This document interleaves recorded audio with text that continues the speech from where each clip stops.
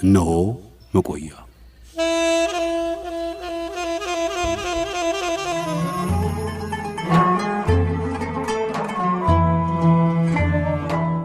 የአገር አባት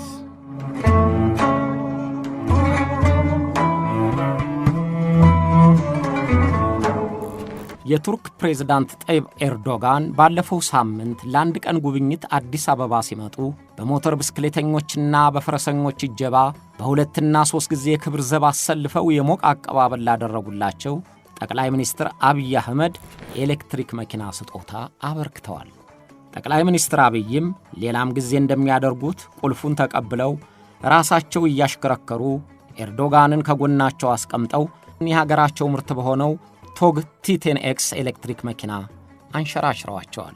ቱርክ ከዓለም ዘመናዊ ኤሌክትሪክ ተሽከርካሪዎች ገበያ አቀላቀልበታለሁ ብላ ከምትኮራበት መኪና አንደኛው ይሄው ለጠቅላይ ሚኒስትር አብይ ያበረከቱት ቶግ ቲ10ኤክስ የተባለው ተሽከርካሪ ነው። ቱርክ ባለፉት 2 ወራት ብቻ 17000 ቶግ ኤሌክትሪክ መኪና ሸጣለች። በሚቀጥሉት 5 ዓመታት 1 ሚሊዮን ተሽከርካሪዎች አምርታ ለገበያ እንደምታቀርብ አቅዳለች። ይህን ቱርክ ከፍተኛ ድርገት አድርጋ ቆጥረዋለች። ቱርክ በመኪና ብቻ ሳይሆን በሰው አልባ በራሪዎች በማምረትና በገበያ ለማቅረብ ከመጀመሪያዎቹ አምራቾች አንደኛዋ ከሆነች ሰነበተች። በሚቀጥለው የፈረንጆች ዓመት 65 በመቶ የሚሆነውን የሰው አልባ በራሪ ገበያ እንደምትቆጣጠረውም ይታመናል። 86 ሚሊዮን ሕዝቦች የሚኖሩባት ቱርክ በሌሎችም መስኮች ያሳየችው እድገት የምትፈራና የምትደመጥ አድርጓታል።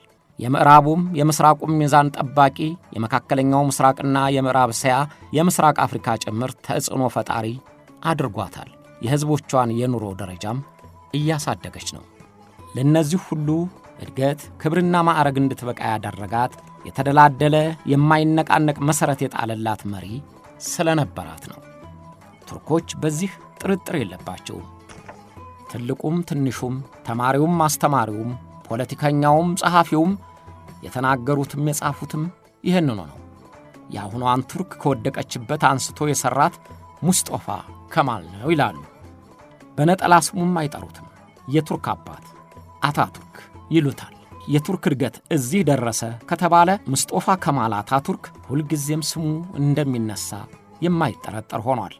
በበጎ ነገር፣ በመልካም ነገር፣ በእድገት ነገር ሁሉ ሙስጦፋ ከማል ከሞተ በኋላም ስሙ ከመቃብር ላይ ውሎ እየተነሳ ነው።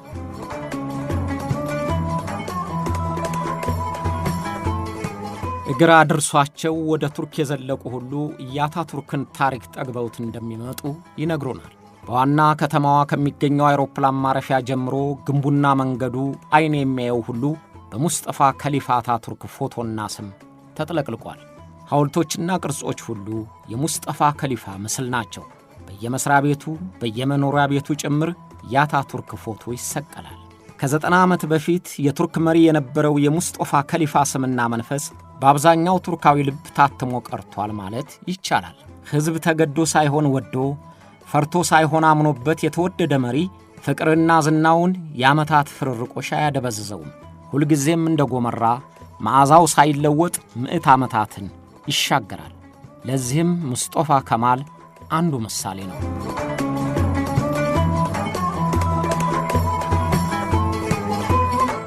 በ1910ዎቹ መጨረሻ በውጥረት የታነቀችው ቱርክ አታቱርክን የመሰለ ልጅ ደረሰላት።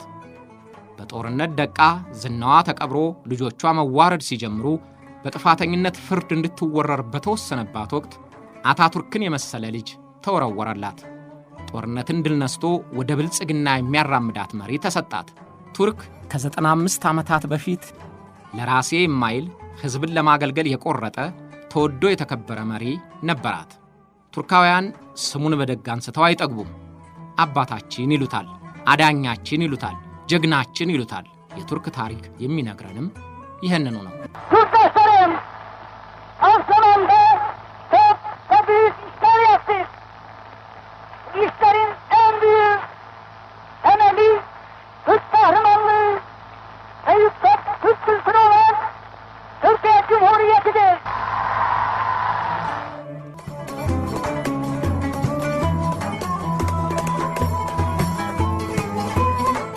ሙስጠፋ ከሊፋ አታቱርክ ይባላል። ስሙ እንኳ ሙስጠፋ አሊ ሬዛ ነበር። በትምህርቱ እጅግ ጎበዝ ስለነበረ የሂሳብ አስተማሪው ከሊፋ አለው። ትርጉሙ ትክክለኛ እንደማለት ነው። ፕሬዝዳንት ከሆነ በኋላ ደግሞ ህዝቡ አታቱርክ አለው። ትርጉሙም የቱርኮች አባት ማለት ነው። ከዚያ በኋላ ሙስጠፋ ከሊፋ አታቱርክ ስሙ ሆኖ ቀረ። የሀገራቸው ህዝቦች በመልካም ቅጽል ስም የሚጠሯቸው መሪዎች እጅግ የታደሉ ናቸው።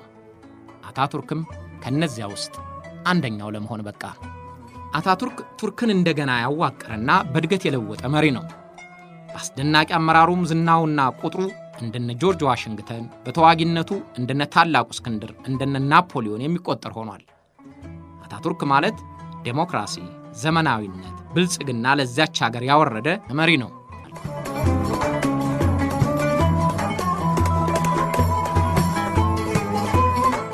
የአንደኛው የዓለም ጦርነት ፍጻሜ ቱርክን በአሸናፊዎቿ የባለ ቃል ኪዳኑ ጦር አጋሮች እጅ ጣላት። እነ ጀነራል ሙስጠፋ ጠንክረው ተዋጉ። በእርሱ እዝ ያለ ሰራዊት አንዳችም ጊዜ ሳይሸነፍ መክቶ ያዘ። ግን ሁሉም ነገር ከአቅም በላይ ሆኖ ስለተገኘ የሱልጣኑ መንግስት እጁን ሰጥቶ በአሜሪካ ወይም በእንግሊዝ ሞግዚትነት ለመተዳደር ተዘጋጀ። ጀነራል ሙስጠፋ ከሊፋና ጓደኞቹ ግን በዚህ ውሳኔ አልተስማሙም።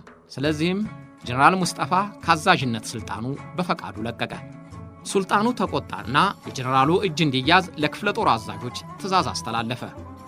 ነገር ግን አዛዦቹ የቀድሞ ተወዳጅና ዝነኛ አዛዣቸውን ለማሰር አልደፈሩም።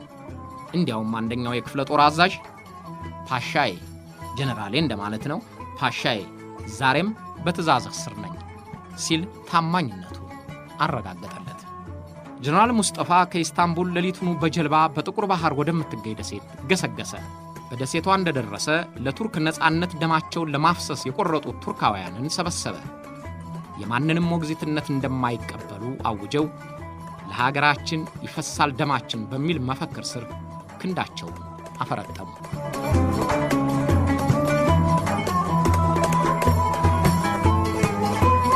ጀነራል ሙስጠፋ ከሊፋ በድፍን ቱርክ የተመሰከረለት ጨዋና ጀግና አዋጊ ነውና ማመጹ ሲሰማ ወታደሮቹ ተሰበሰቡለት። ውጊያውን ጀመረ። ጠቅላይ ጦር ሰፈሩን ለጥቁር ባህር ቅርብና ስትራቴጂካዊ ጠቀሜታ ወዳላት አንካራ አዛውሮ የእንግሊዝን፣ የፈረንሳይን፣ የኢጣሊያን፣ የግሪክን፣ የአውስትራሊያን ጦር የተሰማራበትን ዘመቻ ገጠመው። ተዋጉ አላልኳችሁም አለ ጀነራል ሙስጠፋ ለወታደሮቹ። ተዋጉ አላልኳችሁም፣ ለሀገራችሁ ሙቱ ነው ያልኳችሁ። ብልህና ጀግና አዋጊ ካለው የወታደር ድንጉጥ ወይም የወታደር ፈሪ የለውም ይባላል። ቱርኮቹም አልፈሩም። የጦር አጋሮቹን ጦር ድል መቱት። ድል በድል ላይ አነባበሩ። የባለቃል ኪዳኑ ጦር ቱርኩን ለቆ ወጣ። ቱርኮች በጀነራል ሙስጠፋ መሪነት ለምነው ሳይሆን አስገድደው ወራሪዎቻቸውን አባረሩ። ነጻነታቸውን በደማቸው አስከበሩ። ሱልጣኑም ከእንግሊዞች ጋር ተሰደደ።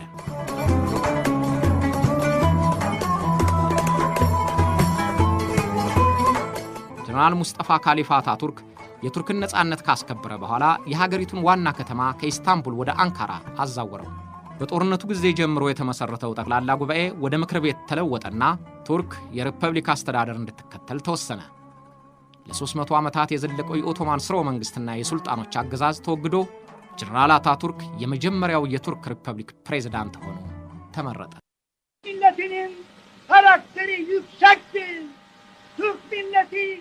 የቱርክ ህዝብ እጅግ የሚደነቅ ህዝብ ነው። የቱርክ ህዝብ ጠንካራ ሰራተኛ ነው። የቱርክ ህዝብ ብልህ ህዝብ ነው።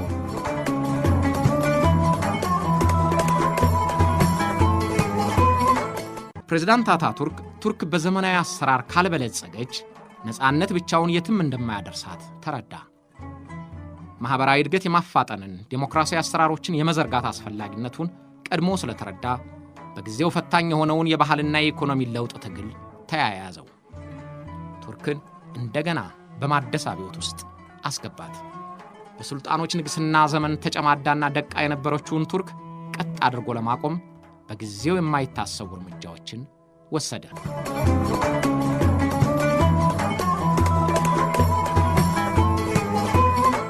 ሰላም በቤት ሰላም በውጭ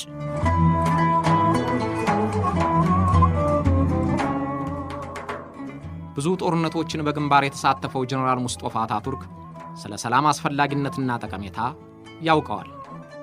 ቱርክ ነፃነቷን አስከበረች ማለት ሰላሟን አገኘች ማለት አልነበረም። ስለዚህ ከጎረቤቶቿና ከወረሯት ሀገሮች ጭምር ሰላም ፈጠረ። እያንዳንዶቹን ሀገር መሪዎች በፍቅር እየሳበ ሰላም መፍጠር ብቻ ሳይሆን አድናቂዎቹ አደረጋቸው። ቱርክ ከረጅም ጊዜ ጀምሮ ከጸብ በቀር ሰላም ከሌላት ግሪክ ጋር እርቅ አወረደ። ከናካቴው የግሪክ መሪ አታቱርክ ለኖቤል የሰላም ሽልማት እንዲታጭ አሳሳቢ ሆነ። ወሰንተኞቹን ኢራቅ፣ ሶሪያ፣ ቡልጋሪያ ወዳጆች ሆኑ። በሚያስደንቅ ሁኔታ እርምጃቸውን የሚለካኩትና በጥርጣሬ የሚታዩት አሜሪካና የሶቪየት ኅብረቷ ሩሲያ ጭምር በአታቱርክ ላይ ተመሳሳይ መልካም ስሜት ነበራቸው። በአንድ ወቅት የአሜሪካው ፕሬዝዳንት ፍራንክሊን ሩዝቬልት የሶቪየቱን የውጭ ጉዳይ ሚኒስትር ጠቅሶ እንዲህ አለ። በዓለም እጅግ ተደናቂ መሪ ያለው በሌላ አውሮፓ ሀገር ሳይሆን በአንካራ ነው። ያ ሰው ፕሬዝዳንት ሙስጠፋ አታቱርክ ነው ብሎ ሊቲቪና ነግሮኛል።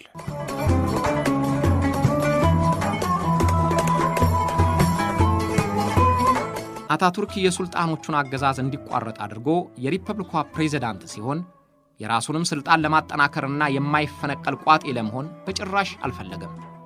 በዚያች ሀገር የዲሞክራሲ መገለጫ የሆኑ ሴቶች እንዲሰርጹ ግንባር ቀደም ተዋናይ ሆነ። መጀመሪያ ለይስሙላ ሳይሆን ወታደራዊ ስልጣኑን ለቀቀ። የወታደሩን ክፍል ራሱን የቻለ ተቋም አድርጎ ምርጫው በጉባኤ እንዲከናወን ሆነ። የብዙሃን ፓርቲ እንዲመሰረት ግፊት የሚያደርገው ፕሬዝዳንት አታቱርክ ወደ ስልጣን ከመጣ ጀምሮ የፖለቲካ ፓርቲዎች መመስረት ጀምረው ነበር። ግን እንቅስቃሴያቸው የጎላ አልሆነም።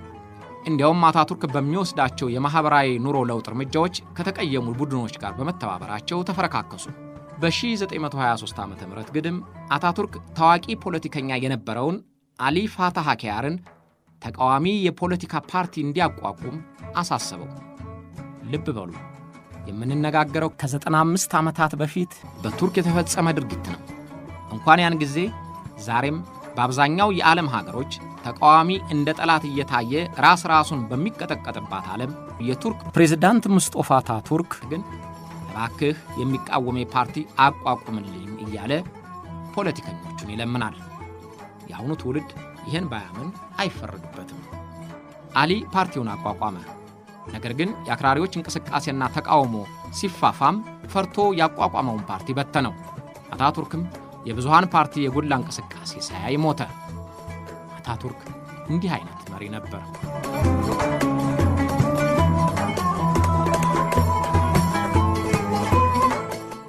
ፕሬዝዳንት ሙስጠፋ ከሊፋ አታቱርክ የቱርክ እንደገና ፈጣሪ ካሰኘው አንደኛው እርምጃው ሃይማኖትንና መንግስትን መለያየቱ ነበር። ከእርሱ በፊት በሱልጣኖችና በሃይማኖት ሕግ ስትመራ የነበረችው ቱርክ በኢኮኖሚም በፖለቲካም ተሽመድምዳ እንደነበረ የተረዳው አታቱርክ ሃይማኖት የግል ሀገር የጋራ ነው አለ። በቱርክ ማንኛውም አማኝ የፈለገውን እምነት እንዲያራምድ መብት ሆኖ በመንግስት ሥራ ጉዳይ ግን እጁን እንዳይጠነቁል በሕግ ታገደ። የወንጀለኛ መቅጫ ሕግ ቀጥሎም የፍትሐ ብሔር ሕግ በፓርላማው ጸድቆ የሃይማኖት ፍርድ ቤቶች ከነበራቸው ኃላፊነት በሙሉ ታገዱ። ራሱ የሙስሊም እምነት ተከታይ የነበረው አታቱርክ እምነቱንና የመንግስት ሥራው እንዳይደባለቅበት ተጠነቀቀ። የቱርክ መንግስት ከሃይማኖት የተገለለ እንዲሆን ደከመበት። ይህም ከ87 ዓመታት በፊት አታቱርክ የፈጸመው ተግባር ነው። ያን ጊዜ አብዛኞቹ የዓለም መንግስታት አገዛዛቸውን በሃይማኖታቸው መሰረት በሚያደርጉበት ጊዜ አታቱርክ መንግስትንና ሃይማኖትን ነጥለን ቱርክን እናሳድግ አለ። ይህ አቋም በትምህርት በኢኮኖሚውና በፖለቲካ ላይ የነበረውን ባለቤትነት ሁሉ ለዋወጠው።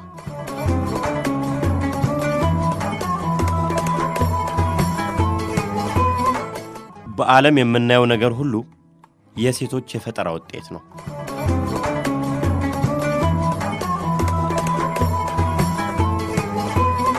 ፕሬዝዳንት አታቱርክ የሴቶችን መብት ለማስከበር ተወዳዳሪ የለውም። የአውሮፓ ሀገሮች ሳይቀር ሴቶችን ብዙ መብት በሚነፍጓቸው በዚያ ዘመን አታቱርክ የሴቶችን መብት በወረቀት ላይ ሳይሆን በተግባር አስከብሯል። በ1910ዎቹ መጨረሻ ሴቶች በግድ እንዳያገቡና የፍችም መብታቸው እንዲከበርላቸው በፍትሐ ብሔር ሕግ ተደነገገ። በዚያን ጊዜ በአብዛኛዎቹ የዓለም ሀገሮች የሃይማኖት የጠለቀ ተጽዕኖት ባለበት ዘመን የአታቱርክ ውሳኔ አስገራሚም አጨቃጫቂም ሆነ። አታቱርክ ግን ገፋበት። ወጣት ሴቶች ትምህርት ለመማር ነፃ ሆኑ። በ1920ዎቹ አጋማሽ ሴቶች የፖለቲካ መብታቸው እንዲከበር እንቅስቃሴ ጀመሩ። ለመጀመሪያ ጊዜ 38 ሴቶች ለፓርላማ አባልነት ተመረጡ። ይህን ያህል የሴቶች ቁጥር ያን ጊዜ በአሜሪካም በእንግሊዝም የሚታይ ቁጥር አልነበረም። በአታቱርክ የሴቶች እኩልነት የአቋም ጥንካሬ ቱርክ ሴት የጠቅላይ ፍርድ ቤት ዳኛ ለመሰየም በዓለም ቀዳሚውን ደረጃ ያዘች።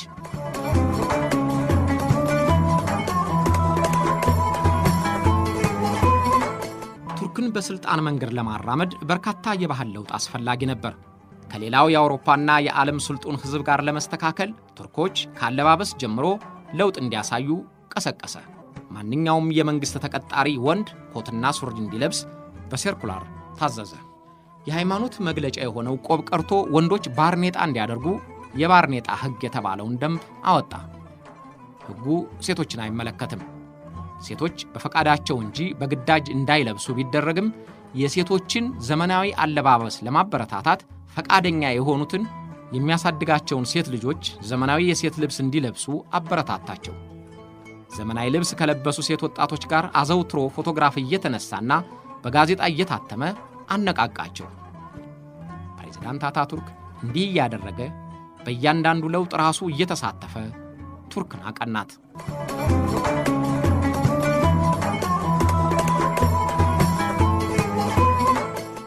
አንድ ቀን ፕሬዝዳንት አታቱርክ የሥነ ልሳን ምሁራንን ሰበሰበና ፊደላችንን ለመለወጥ ምን ያህል ጊዜ ይወስድብናል አላቸው።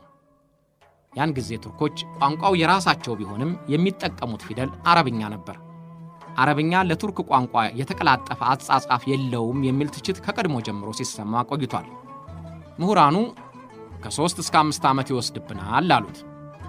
የለም አለ አታቱርክ። የለም ለምን በ3 እና 5 ወራት ብቻ እናደርገውም? ሸብረብ ሆነ። የአረብኛው ፊደል በላቲኑ መለወጡን ራሱ አታቱርክ አወጀ። ፕሬዝዳንት ነኝና ጠላት ይገለኛል፣ ዝንብ ይወረኛል፣ ጊንጥ ይነድፈኛል፣ አቧራ ይነካኛል፣ ብርድ ያስፈራኛል ሳይል ገጠሩ ድረስ እየገባ የፊደል ማስተማሩን ሂደት በቅርብ ተከታተለ። በአስደናቂ ፍጥነት 90 በመቶ የነበረው የመሃይማን ቁጥር በ2 ዓመት ውስጥ ወደ 30 በመቶ አሽቆለቆለ። በላቲን ፊደል የመጀመሪያው የቱርክኛ ጋዜጣ ታትሟል። ቅዱስ ቁርአንን ለመጀመሪያ ጊዜ ከአረብኛ ቋንቋ በላቲን ፊደል ወደ ቱርክ ቋንቋ እንዲለወጥ ያደረገው ፕሬዝዳንት አታቱርክ ነው።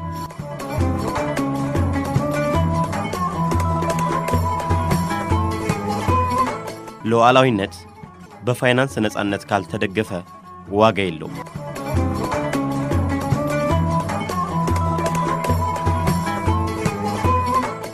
ያለ ኢኮኖሚው እድገት የተጀመረው ለውጥ የትም እንደማይደርስ ተገንዝቧል። ያን ጊዜ የነዳጅ ምርት የሌላት ቱርክ ፋብሪካዎቿን ማስፋፋት እንዳለባት የታመነ ነበር። መሬት በጥቂቶች ተጠቅልሎ የተያዘውን ለገበሬዎች አብቃቃው። እንደ ትንባሆ አይነት ታላላቅ የተባሉ ኢንቨስትመንቶችን ከውጪ ኩባንያዎች ተላቀው መንግስት እንዲይዛቸውና እንዲመራቸው ተደረገ። በመንግስት ድጎማ የሀገሬው ባለሀብቶች ወደ ኢንዱስትሪ እንዲሰማሩ ተደረገ። በጥቂት ዓመታት 10 በመቶ የኢኮኖሚ እድገት ተመዘገበ። እድገቱ ቀጠለ። አታቱርክም ትጋቱን አላቋረጠም። የህዝቡ አኗኗር ዘዬ በ15 ዓመታት ውስጥ ተለወጠ። የዓለም ሀያላን የሚባሉት ሀገሮች ጭምር ቱርክን አከበሩ። ኢኮኖሚዋ ያመጣው ለውጥ ወታደራዊ አቋሟን አጎለበተውና ጠላቶቿ መሰብሰብ ጀመሩ።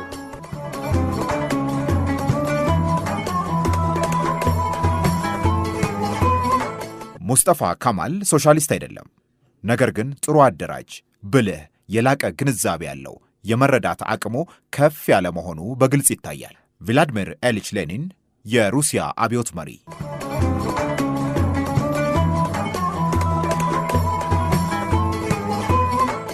አታቱርክ እነዚህና ሌሎችንም ባህላዊ ለውጥ ሲወጥን አልጋ ባልጋ ሆኖለት አልነበረም። በተለይም የሃይማኖት አሻራ ያለው ለውጥ የሚቀሰቅሰው ተቃውሞ አይበርድም። አታቱርክም በወግ አጥባቂዎችና በአክራሪዎች መዋከቡ አልቀረም። ከግድያ ሙከራም ለጥቂት ተረፈ። ፊደል ሲለወጥ ተቃውመውታል። አለባበስ ሲለወጥ ሲልም ጠልተውታል። ሴቶች እኩል ናቸው በማለቱ ተበሳጭተውበታል። ቁርአን ወደ ቱርክ ቋንቋ በማስገልበጡ ሳይቀር ጥቂቶች ተቃውመውታል። ሃይማኖትና መንግሥት በመለያየቱ ዝተውበታል።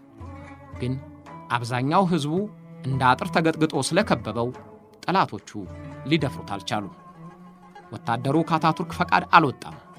በሕገ መንግሥት የተሰጠውን ኃላፊነት ይዞ ከመቆየት ውጪ ወደ ግልበጣ ለመሰማራት የአታቱርክ ሀገራዊ ፍቅር አገደው። የአታቱርክ ሀገራዊ ፍቅርና እንደ እናት አባት አባባይ የሆነው እርምጃው ራዕይ ያለው አመራሩ ክፉ የሚያስበውን ሁሉ አለሰለሰው። በ15 ዓመታት የሥልጣን ዘመኑ በቱርክ የአንድነት ስሜት የጋለበት፣ የዘመናዊነት ፍላጎት የደመቀበት፣ የብልጽግና ደረጃ ያሻቀበበት፣ የመታፈር ክብር የተጎናጸፈበት ዘመን ሆነለት። ጠላቶቹ ሳይቀር እየተመለሱ አታቱርክ ለዘላለም ይኑር እያሉ አድናቂዎቹ ሆኑ። The 10th of our republic is the most significant holiday of the year. It is a day of great importance and celebration, observed by people throughout the nation. At this point in time, I am filled with the deepest affection and excitement of the great Turkish nation as a curtain to reach. የሪፐብሊኩ ምስረታ 10ኛ ዓመት እጅግ አስፈላጊ ክብረ በዓላችን ነው። በአገሪቱ በሙሉ ከፍ ባለ ክብር የሚከበር ቀን ነው። የቱርክ ሕዝብ ይህንን ቀን ለማየት በመብቃቱ በግሌ ጥልቅ የሆነ የደስታ ስሜትና ጉጉት ይሰማኛል። ዜጎች በርካታና አስደናቂ ጠቃሚ ስኬቶች አጭር በሆነ ጊዜ ለማሳካት ችለናል።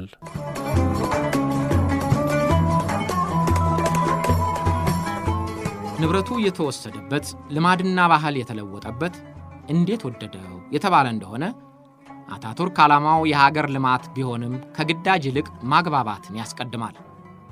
ለልማት ስለሆነ ምን ታመጣለህ ብሎ ቤት አያፈርስም። መሬት የሕዝብ መሆኑን ቢያምንም በቅድሚያ ጥቅም ላይ ያልዋለውን መሬት ማደላደል ይመርጣል። ከበዛበት ላይ ሲቀንስ እንዲያምንበትና ተሳታፊ እንዲሆን ይጥራል እንጂ አያገለውም። ፋብሪካና ሆቴል በአዋጅም ሆነ በባንክ ዕዳ ሰበብ ለመውረስ አይሽቀዳደምም። ድጎማ ያደርግለታል። ዓላማው ሀገር እንድታድግ እንጂ የተወሰነ ቡድን ለመጉዳት ወይም ለመጥቀም እንዳልሆነ ሕዝቡ ተረድቶለታል። የልፋቱ ውጤት በፍጥነት ታየ። የቱርክ ሕዝብ ከድህነትና ከመገዳደል ድኖ ሀገሪቱ በኃይልም በኢኮኖሚም ከአካባቢ አገሮች አፈርጥማ ለመታየት በቃች። ይህ ሁሉ ክብር የተገኘው በሙስጠፋ ከማል አታቱርክ ብርታት መሆኑ ቱርካዊ ሁሉ ተረዳው።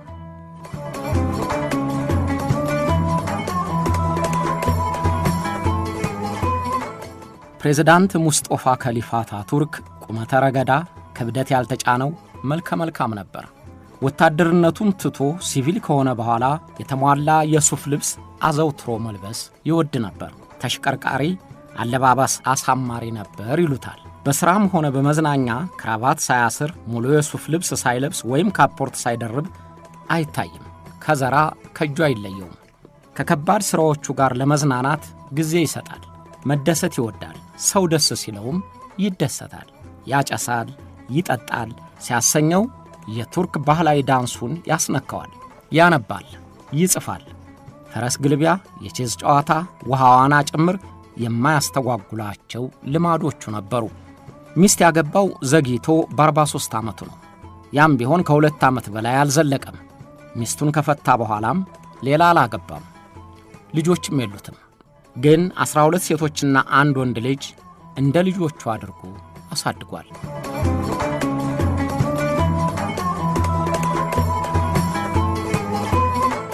አንድ ቀን እኔ ትቢያ ሆናለሁ፣ የቱርክ ሪፐብሊክ ግን ዘለዓለም ይኖራል።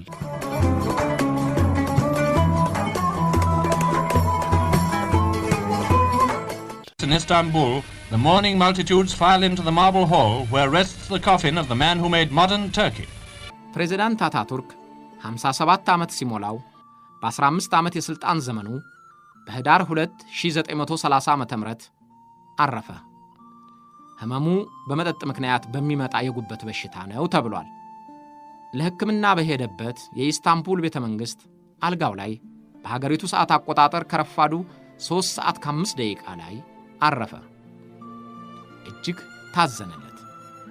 ቱርካውያን አለቀሱለት። የዓለም መሪዎች ሐዘናቸውን ገለጹለት። ያች ቀን የቱርኮች የሐዘንና የኩራት ቀን ሆና ኖረች።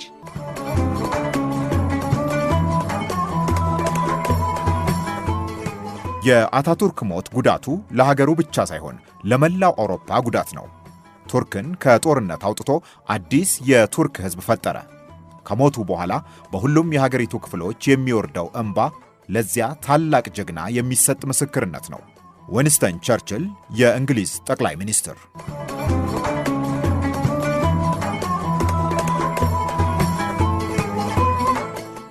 አስከሬኑ በአንካራ ሙዚየም አረፈ።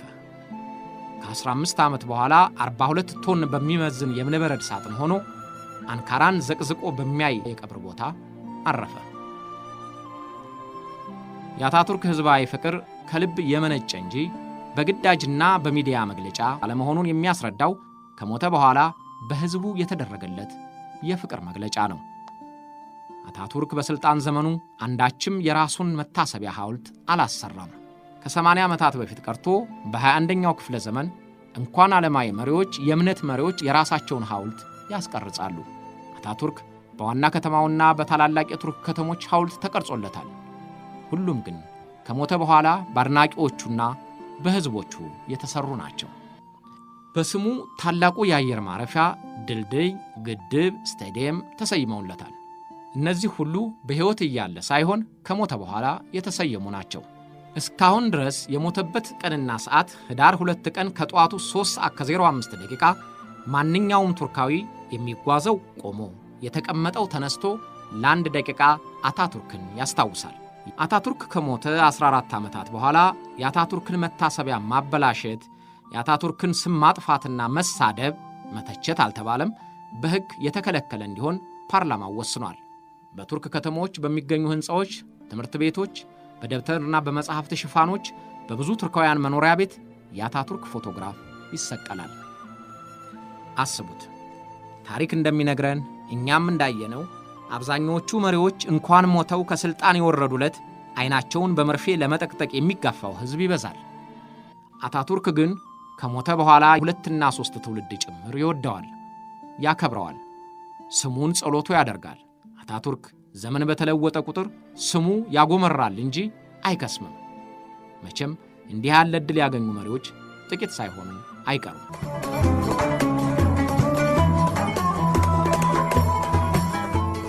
አታቱርክ ወይንም ከማል ፓሻ በሚል የምናውቀው በወጣትነት ዘመኔ አራያዬ ነበር።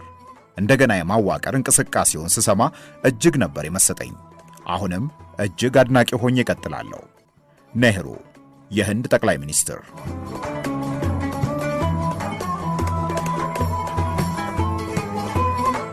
አታቱርክ ሕገ መንግሥቱን ሲደነግግ ጠባቂነቱን የሰጠው ለወታደሩ ክፍል ነው። ይህ ማለት በወታደሩ ክፍል የሕገ መንግሥት ዳኞች ይመረጣሉ። ሕገ መንግሥቱን የሚያንገራግጭ ጉዳይ ሲኖር ዳኞቹ በሚሰጡት የመጨረሻ ውሳኔ ይቋጫል። የወታደሩን ጠቅላይ አዛዥ የሚመርጠው ፕሬዝዳንቱ ሳይሆን ወታደራዊ ምክር ቤት ነው። ወታደሩም ስልጣን ለሲቪል መንግስት የሚሰጠውን ሕገ መንግስት አክብሮና እየጠበቀ ስልጣን ሳያምረው እስካሁን ቆይቷል። የወታደሩ ታማኝነት ከሌሎች ሀገሮች ልምድ አንጻር ስናስተያየው ሳይደንቅም አይቀርም። ሕገ መንግስቱ ሃይማኖት በመንግስት ሥራ እንዳይገባ የሚያደርገውን ሕገ መንግስት የመቆጣጠር ሕጋዊ መብቱን ወታደሩ ካቋረጠ የአታቱርክ አስተዳደር ስልት ችግር ይገጥመ ይሆናል ብለው ይጠረጥራሉ።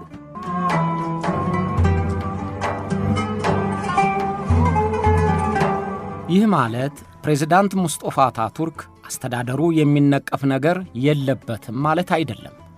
የአምባገነንነት ባህሪም አልነበረውም ማለት አይደለም። በአርመኖች ላይ በተወሰደው የኃይል እርምጃ፣ የኩርዶችንም የነጻነት እንቅስቃሴ ለማመቅ በወሰደው የጭካኔ እርምጃ ይወገዛል። ሲደግፈው የነበረውን የብዙሃን ፓርቲ እንቅስቃሴ በስተኋላ በተለይም የመግደል ሙከራ ከተደረገበት በኋላ እንዲደበዝዝ በማድረጉም ይነቀፋል።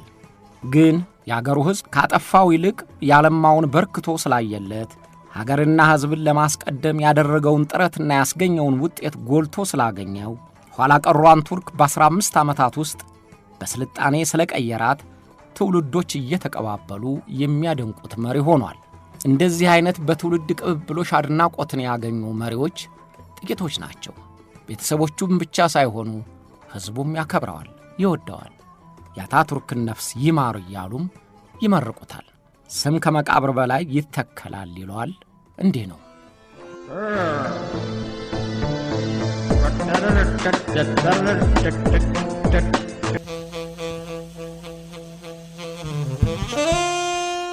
አብራችሁን ስለቆያችሁ እናመሰግናለን።